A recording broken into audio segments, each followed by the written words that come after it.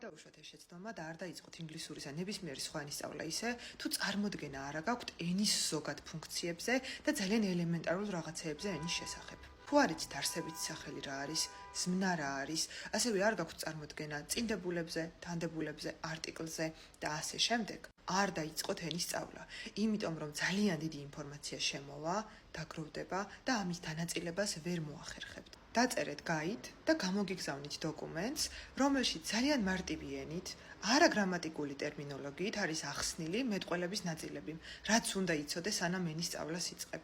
გაარკვიეთ რა არის არსებითი სახელი, რა არის ზმნა, რა არის ზედსართავი და ამის შემდეგ როგორ მუშაობენ ესენი ერთმანეთთან.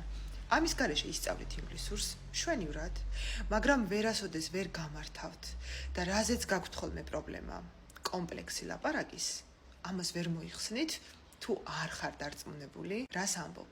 დარწმუნებული არ ხარ, რას ამბობ, თუ არ იცი როგორ მუშაობს ენა. ეს დოკუმენტი გაცილებით უფრო მეტად გამოადგებათ ინგლისურის სწავლის მსურველებს, მაგრამ თუ სხვა ენის სწავლასაც ფიქრობთ და არა გაქვთ შეხება ენასთან, ამ შემთხვევაში შეგიძლიათ, რომ ძალიან კარგად გამოიყენოთ.